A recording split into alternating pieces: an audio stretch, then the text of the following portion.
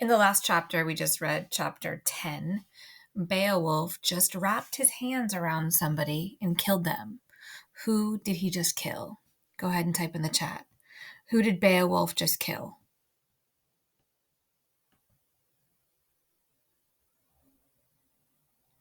All right, the next chapter is chapter 11, Grendel's head. Beowulf stood back and wiped his hands on his golden collar. It was good to touch something good again. The collar absorbed the rusty stains of the monster's skin and shone brighter than ever before. Beowulf leaned his back to the wall. He was exhausted. His breath came deep, his heart was pounding, but he had never been so glad to hear it beating. Gradually, his eyes began to see into the thick dark that lay beyond the pool of what had once been Grendel's mother. There was treasure there, but he did not want it. Only a huge sword caught his interest.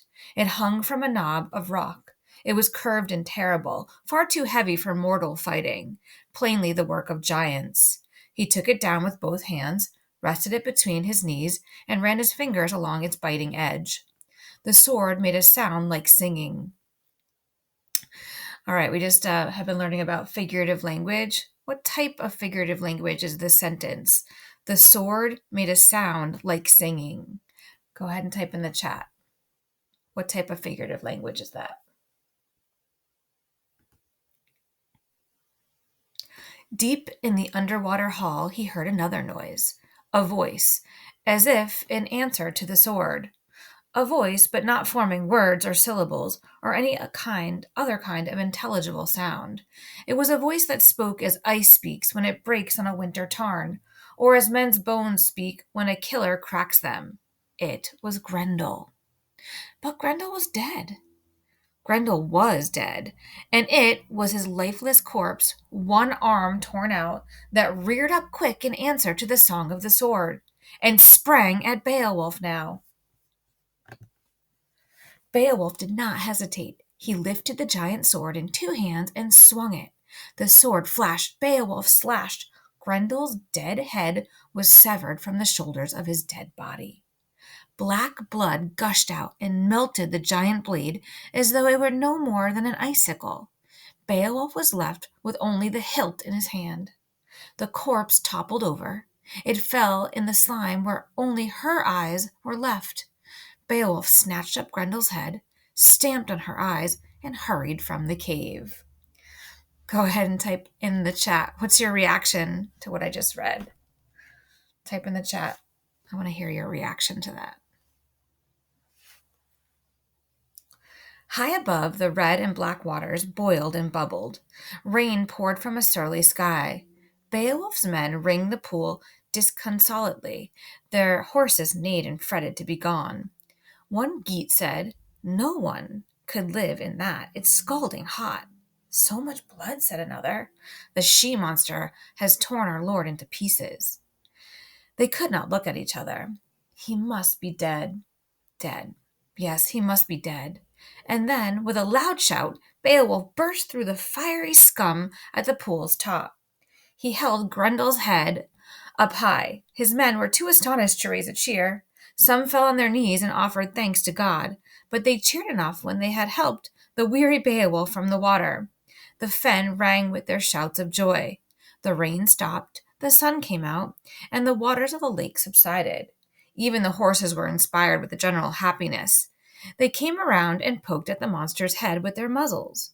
None was more curious than Beowulf's own mount, the white mare with the black mane. It took 4 men to bear Grendel's head down to Heorot. They stuck their long spears in from different angles and carried it between them. Beowulf rode directly behind, and everyone sang.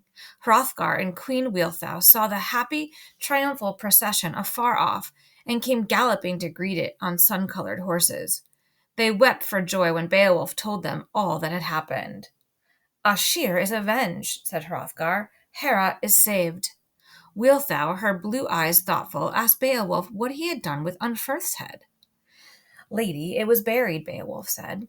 The queen touched his hand where her ring still blazed on his finger. "Beowulf," she said, "you are worthy of your great adventure." The king agreed wholeheartedly. He stretched out his arm and pointed to Herat, its golden roofs intact and sparkling in the sun. Every man that lives or will live in time to come on this land of Danes will honor and praise your name, O Beowulf. Thank you from the bottom of my heart. Queen Wealhtheow thanked Beowulf too. She noticed that his answering smile was a little twisted, as if with pain. Are you wounded? She asked, him and all concerned. Beowulf grinned, grins broadened. Beowulf's grin broadened. Not by the monsters, he replied. By what then? Demanded Hrothgar, anxious to give the hero the best attention that it was in his power to give. By myself, said Beowulf. Wounded by yourself? By my own bad, said Beowulf. He threw back his head and laughed in the sun, and then winced. Please don't think of me as some sort of saint.